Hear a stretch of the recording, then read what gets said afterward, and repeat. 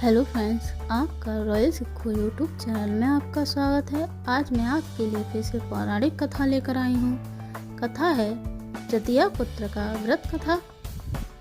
पौराणिक मान्यताओं के अनुसार एक पेड़ पर एक चील निवास करती थी। उसी पेड़ के नीचे एक सियारनी रहती थी, जिस कारण दोनों में बहुत गहरी दोस्ती थी। एक दिन दोनों घूमने के लिए निकली तो रास्ते में देखा कुछ औरतें जतिया पुत्र का व्रत कर रही हैं। यह देखकर दोनों वहीं बैठ गई और व्रत पूजा की विधि देखने लगी और कथा सुनी और प्रण किया कि यह व्रत हम दोनों भी करेंगे।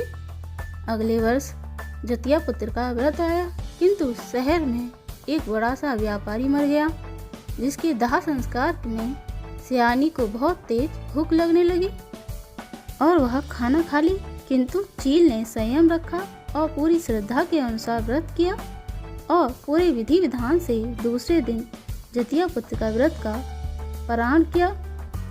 ऐसे में कुछ दिनों के बाद दोनों सहेलियों की मृत्यु हो गई और दोनों ने अगले जन्म में एक ब्राह्मण परिवार के पुत्री के रूप में जन्म लिया।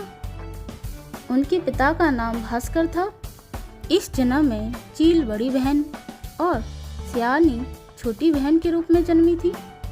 चील का नाम सीलवती और सियानी का नाम कपूरावती रखा गया। ब्राह्मण ने अपनी बड़ी पुत्री सीलवती यानी चील का विवाह बुद्धसेन के राजा के साथ कर दिया तथा कपूरावती यानी सियानी का विवाह नगर के राजा मलय केतु के साथ कर दिया गया। सीलवती के शादी के बाद भगवान जतिवाहन की कृपा से 7 पुत्र हुए और दूसरी ओर कपूरावती के जो भी बच्चे जन्म लेते वह उसी समय मर जाते, जिस कारण वह बहुत दुखी रहती थी। इधर सीलवती के सभी पुत्र बड़े हो गए।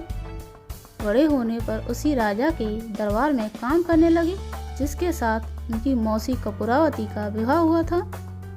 कपूरावती जब भी सीलवती के सभी पुत्रों को देखती तो ईर्ष्या से जल उठती और एक दिन राजा से कहकर उसने सीलवती के सभी पुत्रों के सिर धड़ से अलग करवा दिए और उनका मिट्टी की मटकी में रखवाकर लाल कपड़े से ढककर सीलवती के घर भिजवाया। भगवान जतिवाहन यह सब देखकर उसे सीलवती का व्रत याद आया और उसने उसके सभी पुत्रों को सिरों को जोड़कर उन्हें पुनः जीवन दान दिया, जिस कारण 7 पुत्र जीवित हो उठे और कटे हुए सिर की जगह फल बन गए।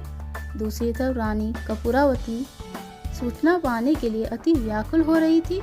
जब कोई सूचना नहीं आई तो वह स्वयं बड़ी बहन सीलवती के यहाँ आ गई। जब वह घर में आई तो देखा कि सीलवती के 7 पुत्र जीवित हैं, जिस कारण उसे अपनी गलती का एहसास हुआ और वह सीधे अपनी बड़ी बहन के चरणों में गिरकर माफी मांगने लगी।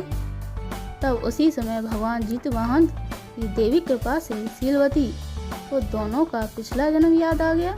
वह कपूरवती को उठाई और उसे पकड़कर उस पेड़ के नीचे लेकर गई और सभी बातें सुनाई। अपने पिछले जन्म की सभी बातें सुनकर कपूरवती के होश उड़ गए और थोड़ी देर बाद दिल का दौरा पड़ने से उसकी मृत्यु हो गई।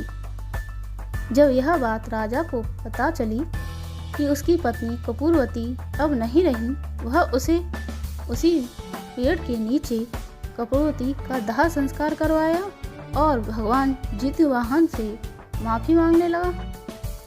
आपको हमारी कहानी कैसी लगी कमेंट करके बताएं और ऐसे ही पौराणिक कथा सुनने के लिए मेरे चैनल को लाइक शेयर एंड सब्सक्राइब करें। Thank you.